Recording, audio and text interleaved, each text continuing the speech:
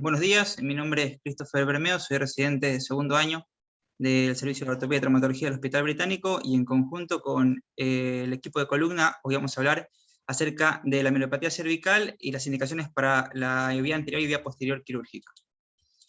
Los objetivos de este Ateneo es recordar y conocer la anatomía, identificar la etiología y las metodologías diagnósticas para la mielopatía cervical, evaluar las opciones terapéuticas que podemos ofrecer a los pacientes y de esta manera poder discutir cuáles son las indicaciones quirúrgicas. La columna cervical está formada por 7 vértebras cervicales, la cual se continúan hacia proximal con la bóveda craneal a través de la articulación con el occipital y se continúan hacia distal con las vértebras dorsales. El atlas, que es la primera vértebra cervical, es estructuralmente atípica. Tiene una forma de anillo y presenta 2 masas laterales que tienen caras articulares, una superior que va a articular con la faceta del cóndilo occipital y una inferior que va a articular con el axis. Estas masas van a estar conectadas a través de arcos, uno posterior y uno anterior, las cuales van a tener tubérculos, uno anterior que va a prestar inserción al ligamento longitudinal anterior y uno posterior que va a prestar inserción al ligamento nucal. El axis o segunda vértebra cervical va a presentar un cuerpo y va a presentar una estructura ósea que se proyecta hacia proximal, que es la apófisis odontoides. Esta va a articular con la parte posterior del arco anterior del atlas y va a formar de esta manera la articulación atlantoaxoidea, que permite los movimientos rotacionales de la cabeza y le va a dar estabilidad en el plano horizontal.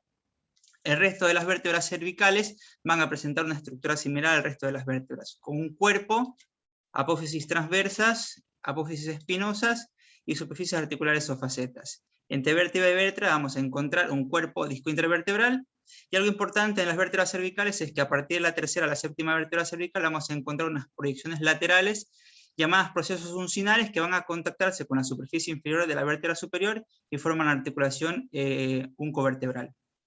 Y dentro de la parte ligamentaria vamos a encontrar los ligamentos longitudinal anterior y posterior, el ligamento nucal, el ligamento amarillo y el ligamento supra interespinoso. Con respecto a la mielopatía cervical, es una enfermedad degenerativa crónica, la cual está causada por la compresión medular que genera disfunción de la misma. Están asociados múltiples factores a estas, dentro de los que se incluyen los factores estáticos, los cuales son usualmente secundarios a procesos degenerativos que se dan por la gran movilidad que tiene la columna cervical. Se considera que uno de los principales factores estáticos es el deterioro del disco intervertebral debido a la pérdida de su estructura elástica, lo cual va a generar un colapso del mismo y posterior protrusión hacia el canal, generando estrechamiento. Esto va a también producir una pérdida de la altura vertebral que desencadena cambios osteoartríticos y degenerativos, como la formación de osteofitos, hipertrofia de los ligamentos tanto amarillo como longitudinal posterior, con posterior calcificación de los mismos, y de esta manera todo en conjunto van a generar compresión medular. Este daño medular puede estar exacerbado por factores dinámicos como la flexión y la extensión que van a generar microtraumas a repetición que aumentan el daño.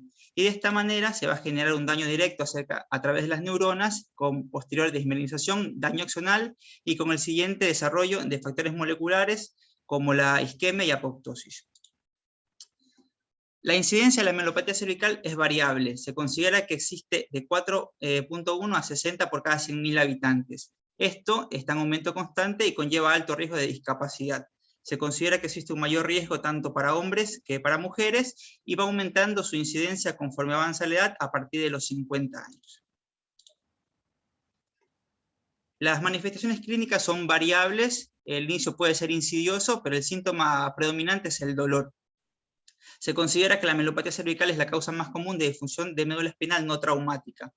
A estos síntomas, como el dolor, se le puede agregar rigidez, síntomas motores como debilidad en los miembros superiores e inferiores, torpeza para la motricidad fina y atrofia muscular. Síntomas sensitivos como parestesias y signos de motorneurona superior, como el signo de Babinski o el signo de Hoffman. Y a partir de acá podemos identificar ciertas pruebas clínicas que nos van a ayudar a identificar si existe algún tipo de lesión a nivel de la médula, como el signo de Lermit o la prueba de Romberg. Dentro de los imágenes diagnósticas que nos pueden ayudar a identificar esta patología, encontramos la radiografía, en la cual vamos a encontrar cambios óseos con presencia de osteofitos, para identificar también el eje sagital y para identificar cómo están los espacios interarticulares. También nos va a servir la radiografía tanto para en la extensión como en la flexión, para identificar si existe algún tipo de inestabilidad. La tomografía nos va a ayudar a identificar también si existe cuál es el grado de alteración ósea o de procesos degenerativos, con la presencia de osteofitos y calcificaciones a nivel de los ligamentos, tanto el ligamento longitudinal anterior como posterior, como vemos en la imagen. Pero el gol estándar va a estar determinado por la resonancia magnética, en la cual, además de ver las múltiples discopatías que se pueden presentar, podemos identificar el nivel de compresión que está comprometiendo la médula espinal, y además podemos observar o identificar alteraciones en la captación, que son signos directos de daño medular o mielomalacia, como podemos ver en las imágenes. Además podemos ver si existe algún tipo de alteración al nivel de los ligamentos longitudinales anterior y posterior, y a nivel del ligamento amarillo. Además de esto, nos sirven también otro tipo de estudios, como cuando no encontramos un diagnóstico establecido ante casos complejos, como el electromiograma o los potenciales evocados. Se han desarrollado varios sistemas de clasificación para poder evaluar la gravedad de la mielopatía cervical, dentro de los cuales se encuentra la escala de Nuric, la cual ayuda a establecer la gravedad de la mielopatía en base a la presencia de síntomas radiculares y alteración en la marcha. Esta va de menor a mayor, identificando si presenta signos y síntomas radiculares con o sin afectación del cordón medular, hasta presentar un estado del paciente en silla de ruedas o presentarse encamado. Otra escala importante que se utiliza para identificar la gravedad de la mielopatía es la escala modificada de la Asociación de la Ortopedia Japonesa, la cual va a identificar si existe alguna alteración a nivel de la función motora de miembros superiores y miembros inferiores. Identifica cuál es la capacidad que tiene el paciente para poder alimentarse, para poder caminar, y también identifica si existe alguna alteración a nivel sensitiva, clasificándola en grave, leve o sin déficit, tanto a nivel de la extremidad superior, del tronco y las extremidades inferiores. Y también valora cómo está la función vesical. Y a partir de acá se obtiene una clasificación en 3 tipos, en la cual si tiene una puntuación de entre 15 y 17 es una mielopatía leve, si está entre 2 y 14 una mielopatía moderada, y si está entre 0 y 11 una mielopatía grave. Actualmente no existe un consenso para poder determinar qué intervención quirúrgica o qué proceso quirúrgico es más efectivo que lo otro. Lo que actualmente se recomienda es un tratamiento individualizado de acuerdo a las características de cada paciente. Un estudio realizado por Cadence y colaboradores determinó que, a través de un estudio prospectivo aleatorizado durante 10 años, en la cual se tomó 64 pacientes, en los cuales presentaban mielopatía cervical leve o moderada, sin progresión o con progresión lenta, con una escala de la ortopedia japonesa mayor a 12, determinó de que en los pacientes a los cuales se habían intervenido quirúrgicamente y a los que se les había tratado de manera conservadora, no existía diferencia significativa.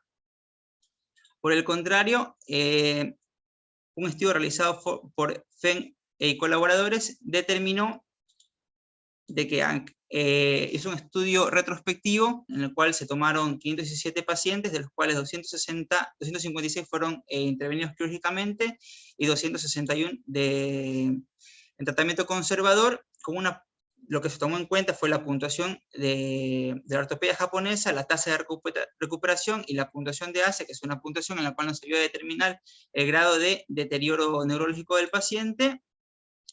En este estudio se tomaron pacientes que tenían mielopatía cervical de moderada a grave. Y se consideró que en los pacientes que presentaban una mielopatía cervical grave, presentaban mejores resultados en aquellos que se habían realizado alguna intervención quirúrgica que en los que no, porque presentaban un aumento en la puntuación de la escala japonesa, una mejor tasa de recuperación, pero presentaban igual puntuación en la escala de Asia. y por el contrario reportó de que aquellos pacientes que habían sido intervenidos quirúrgicamente y que tenían una mielopatía cervical leve no presentaban ningún beneficio en relación a la intervención quirúrgica. El objetivo de la intervención quirúrgica es prevenir un mayor deterioro neurológico del paciente, porque muchas veces no se puede devolver el valor previo del mismo. Esto se debe realizar a través de la descompresión de la médula, tratando de restablecer la alineación sagital y estabilizando la columna. La indicación principal para la intervención quirúrgica va a ser la mielopatía sintomática progresiva, en la cual se puede identificar, se puede observar que existe una compresión medular demostrable. Antes de determinar qué abordaje se puede realizar, siempre hay que tomar en cuenta los siguientes puntos. Se debe de evaluar la alineación sagital de la columna cervical, la ubicación de la patología compresiva, si está determinada tanto por factores anteriores como factores posteriores, el número de niveles, la presencia o la ausencia de inestabilidad, y la edad y las comorbilidades. Dentro del abordaje anterior, los procedimientos que se pueden realizar son la disectomía, más la fusión cervical anterior, en la cual consiste en la expansión del disco intervertebral asociado a una fusión anterior para prevenir el colapso del cuerpo vertebral. Otro procedimiento que se puede realizar es la corporectomía asociada a la fusión cervical anterior, en la cual lo que se realiza es la extracción del cuerpo vertebral, y a este se le puede colocar o insertar injerto óseo o injerto de titanio, como vemos en la imagen.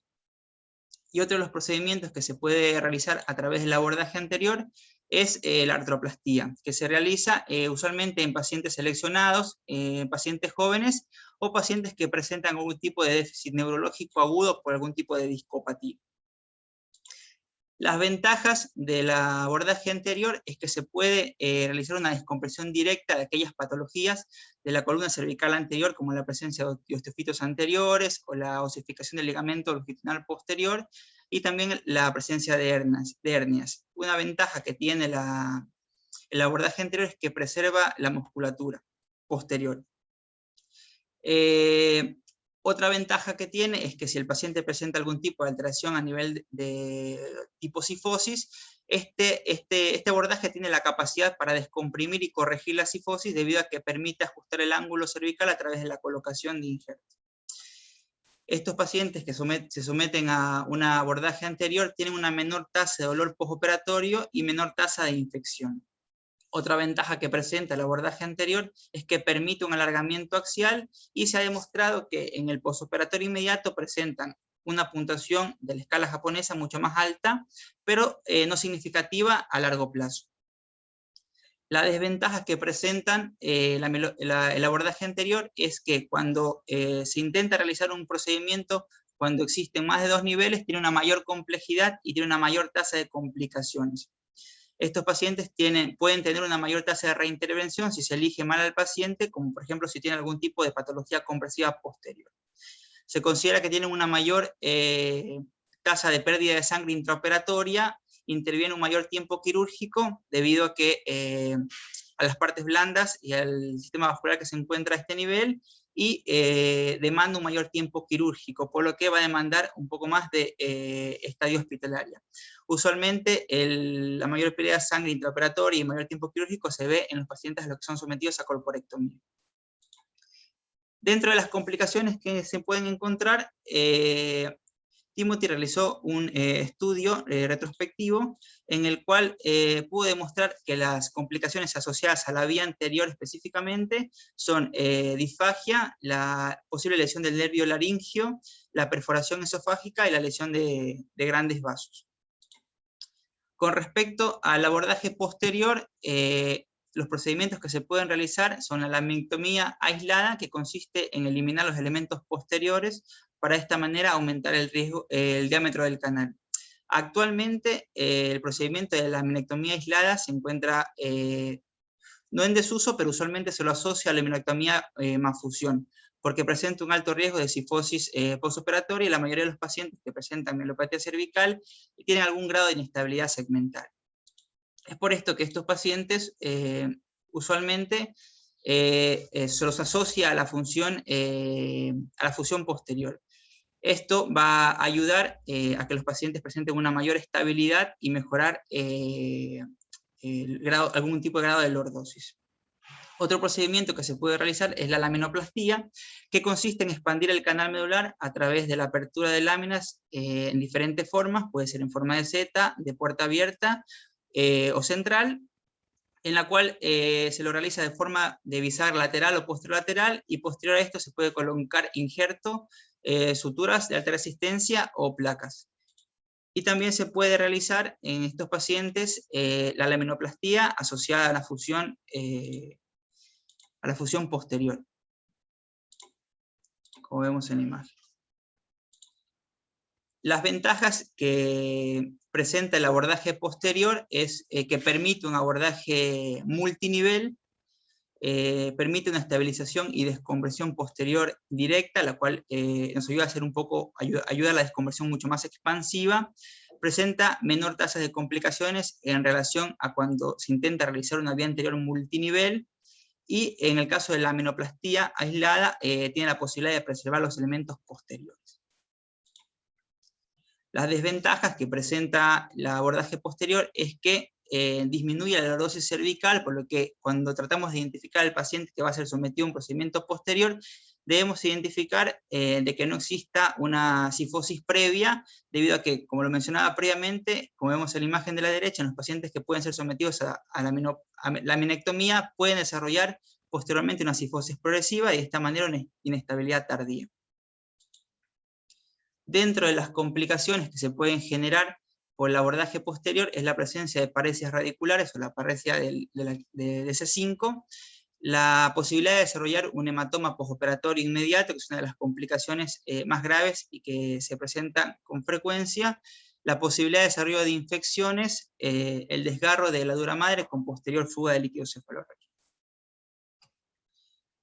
Posterior a esto, lo que se puede realizar también es un abordaje combinado, tanto anterior como posterior, en los casos en los cuales existe algún tipo de compresión, tanto ventral como dorsal, en pacientes que tengan un tipo de lesión multinivel asociado a algún tipo de cifosis, la necesidad de realizar algún tipo de osteotomía en estos pacientes, en los pacientes que han sido sometidos a intervenciones previas, o aquellos pacientes que presentan algún tipo de riesgo de falla del material, como los pacientes que tienen edad avanzada o que tienen osteoporosis, y como lo mencioné previamente, en pacientes que han sido intervenidos previamente.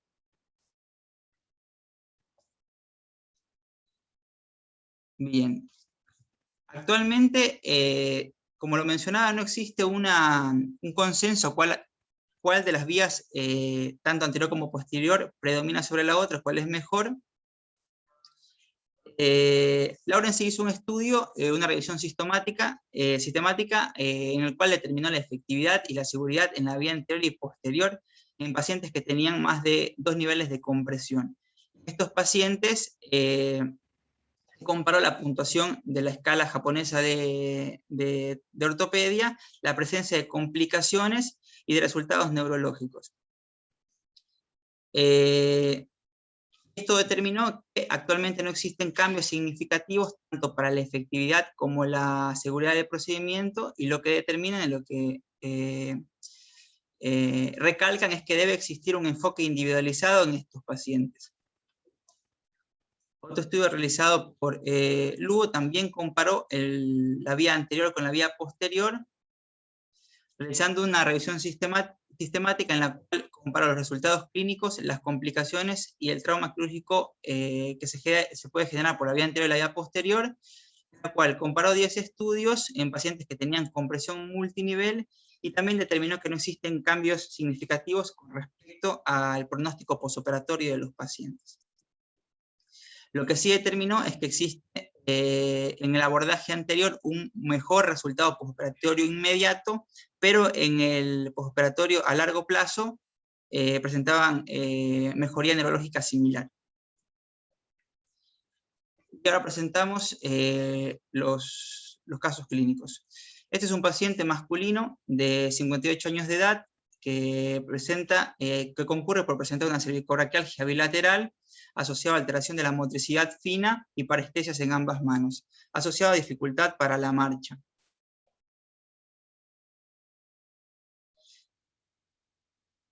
A este paciente se le solicitaron radiografías,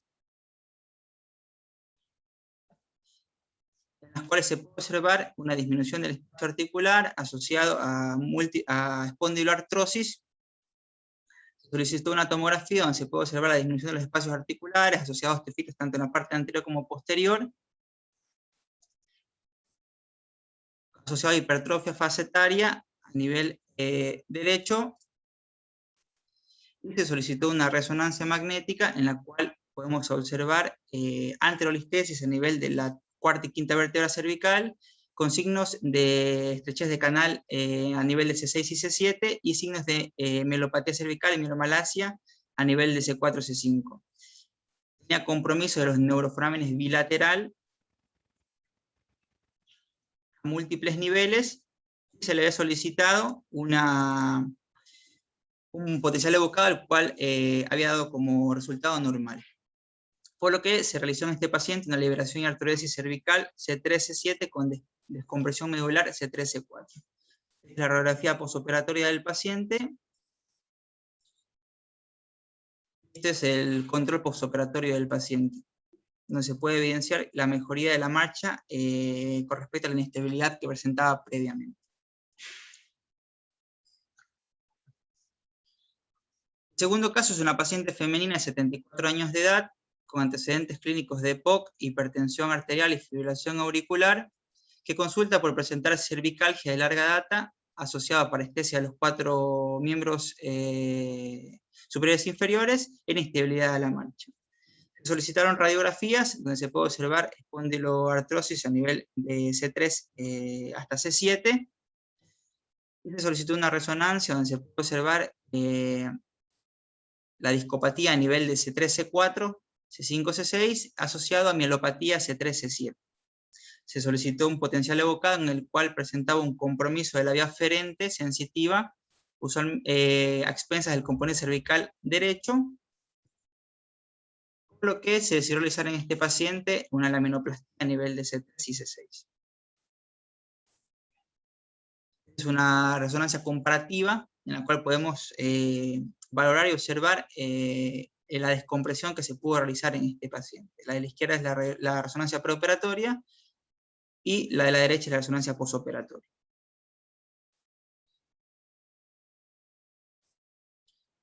Y por último tenemos una paciente masculina de 46 años de edad que consulta por presentar cervicalgia de varios meses asociado a parestesias en ambos miembros superiores.